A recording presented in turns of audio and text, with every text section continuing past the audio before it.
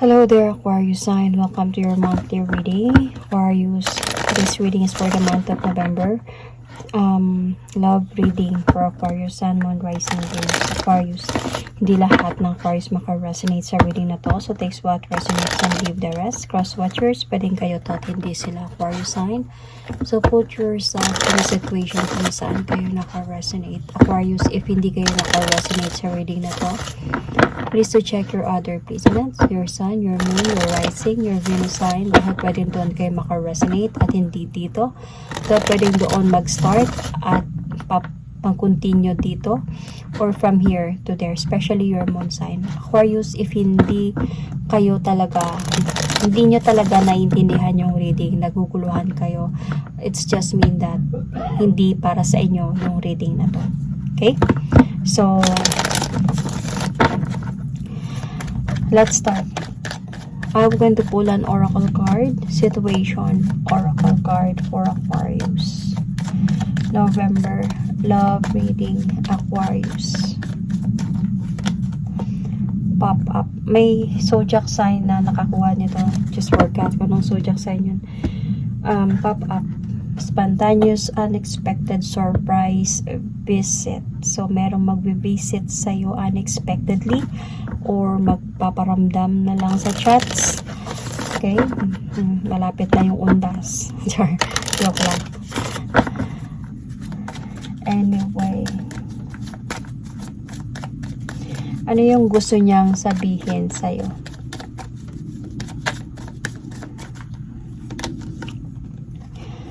I'm so attracted to you. Oh my God.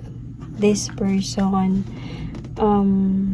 parang someone na crush, may crush sa'yo, could be may gusto sa'yo or nanliligaw sa'yo na magpa-pop up na lang. Hi, kumusta? Anong pangalan mo? Parang gano'n. Pwede ba kita maging kaibigan? So, tignan natin.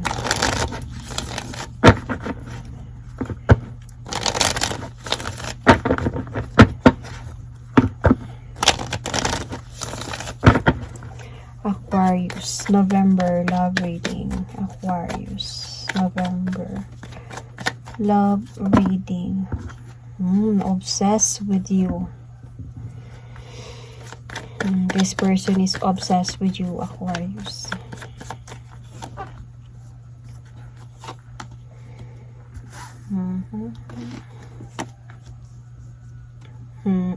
Okay.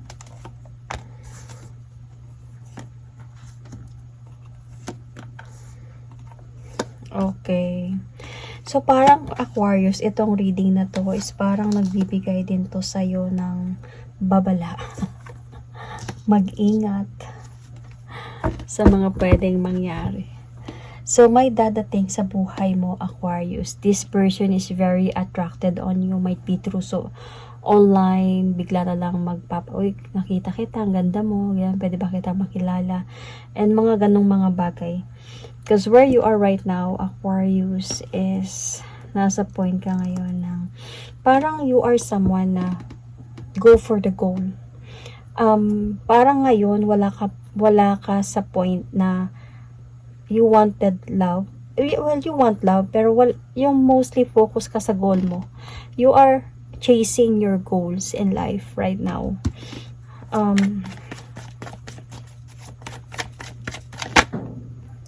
Okay.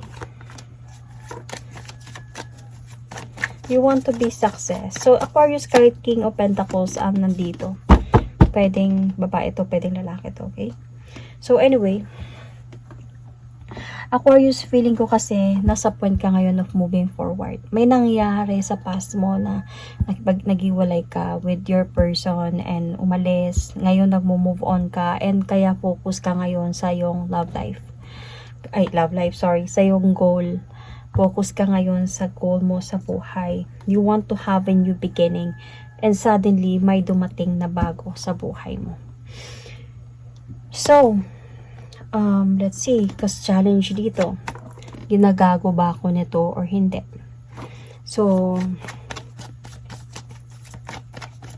should I going to take the leap of faith towards this new love na pumapasok sa buhay ko? or no.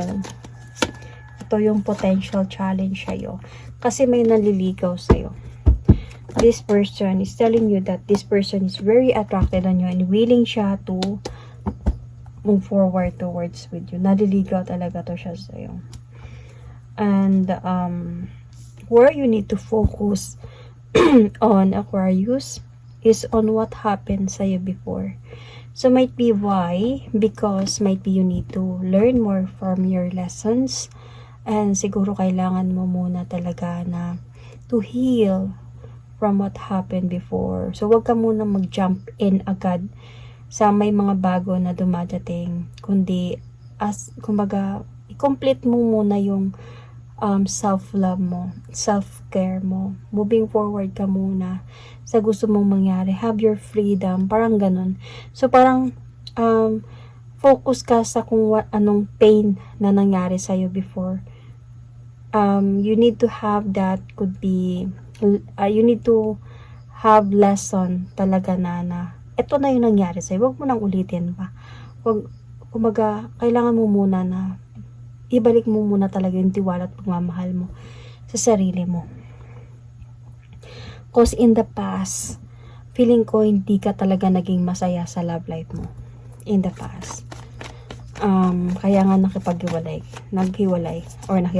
ka ba, or naghiwalay kayong dalawa.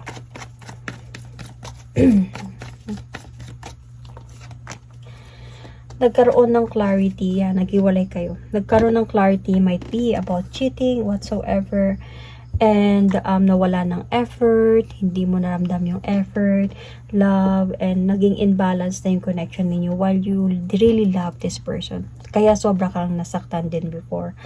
Hindi naging masaya yung love life mo.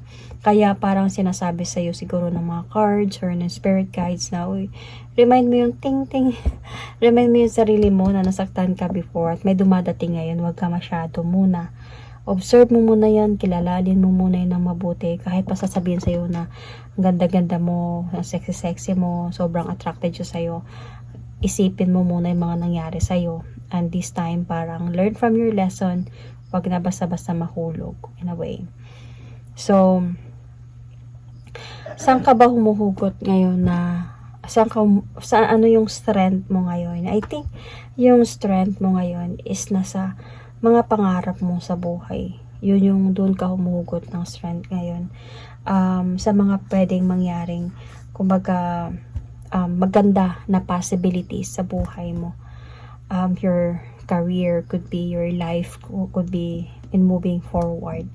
So in the future kasi, if ever man, kasi nahulog kanina si Devil card, diba? So Devil card is, sabi ko, very obsessed to sa'yo, and medyo yung obsession nito is hindi maganda. So may mga addiction or something.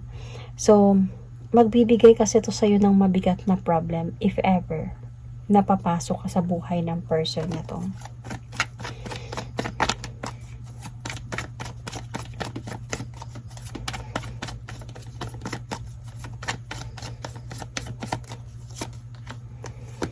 So,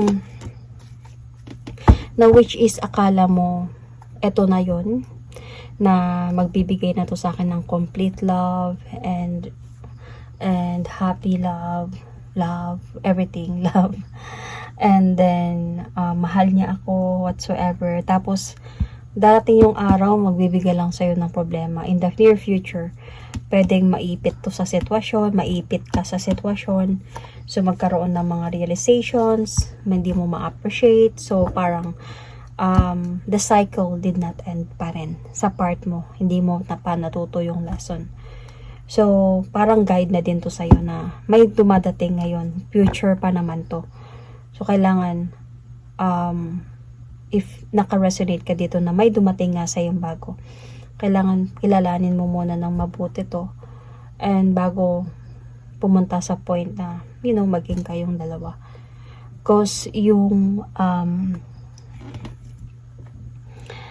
approach kasi dito is pwedeng magbibigay kasi to sa'yo ng parang hindi ka makakatulog sa gabi, overthinks, stress, and parang anxiety.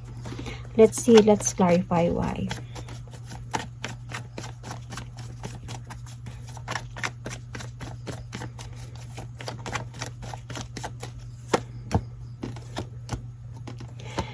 So, kasi pwede kasi na sasabay kayo dalawa with a third party or with that someone na nauna sa'yo. Pwedeng pagsabayin kayong dalawa nito and minsan na lang siya magpaparamdam sa'yo. So, pwede nangyari na may nangyari sa kanilang problema and nakilala ka niya. So, trinay niya. Sobrang nagandahan siya sa'yo. Eh, nagkaayos silang dalawa. Kabalikan ba? Something. So, na-juggled siya ngayon. Minsan dito siya sa'yo, minsan doon siya sa isa. That you thought na willing siya mag-move forward towards with you dahil sa mga sinasabi niya. Pero, napapansin mo to kasi may mga pagbabago na sa communication ninyong dalawa eh. May on and off na kasi dito. So, parang dadating sa point na hindi mo na ma-appreciate yung mga nangyayari kasi dahil sa mga pagbabago. So, ito yung parang approach na pwedeng mangyari if magpatuloy ka dito sa person na to. So, ano yung kailangan mong malaman dito? Aquarius.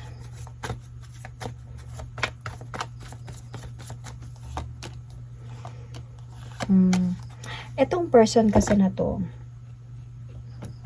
maglalakas loob kasi to siya ulit na mag-move forward towards someone. May karelasyon din kasi to siya. Hindi naman siguro married to. Hindi to married. Parang karelasyon lang ng parang feeling ko meron silang responsibility ng karelasyon niya or pwede naman din wala. Ito yung what you need to know na meron siyang ganito. Tas nakilala ka niya na sobrang nagustuhan niya. Nagandahan siya sa'yo. And also nakita niya siguro sa'yo na okay yung career mo, okay yung panamit mo, sobrang na-attract siya sa'yo, nagandahan siya sa'yo. And parang sa point na nagustuhan ka niya, kaya niligawan ka niya, kaya nag-approach siya, something like that. But ito yung hindi mo alam na meron pala siya someone else din. May karelasyon din siya.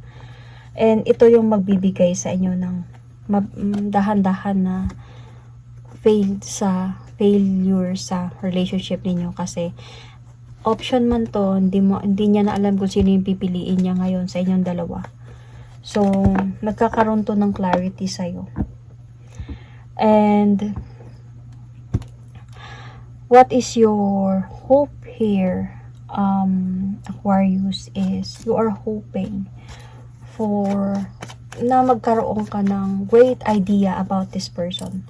Might be sobrang matalino din yung person na to na mag-isip or magtago ng relasyon.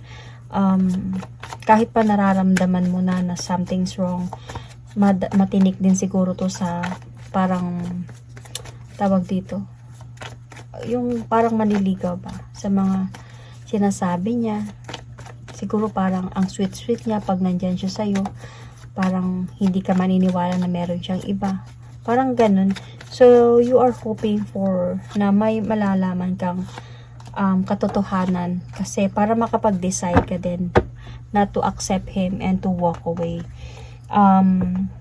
Kasi para sa'yo, hindi mahirap to.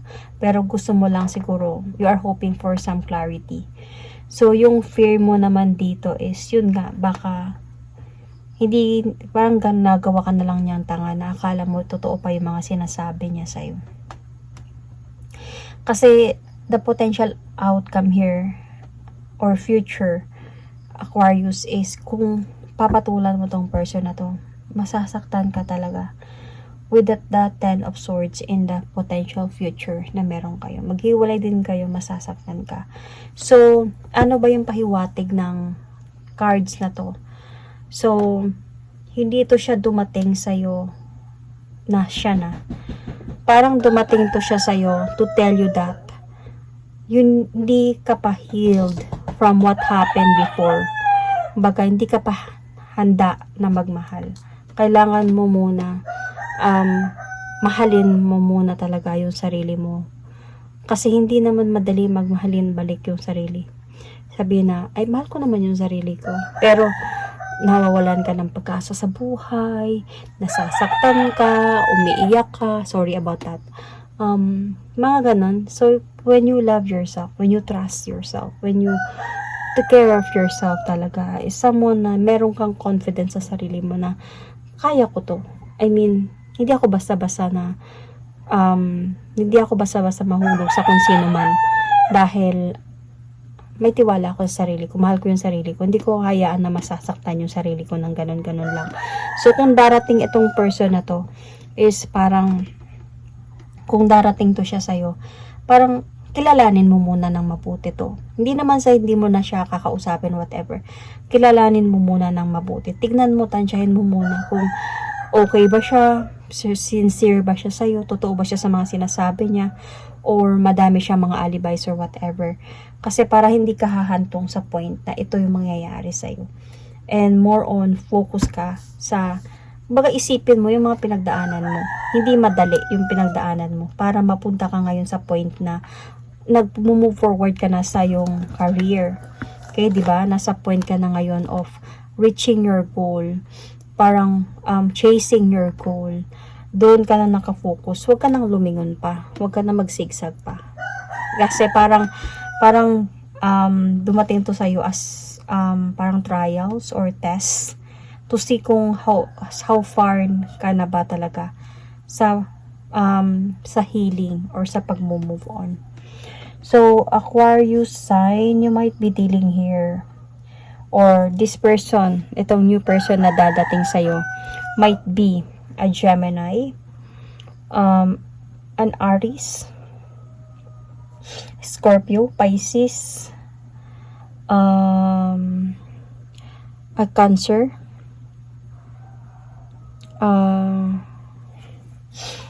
let's see, yung Capricorn. So, Sun, Moon, Rising, Venus, or a Leo. So, yun. That is my reading for you. Thank you and God bless.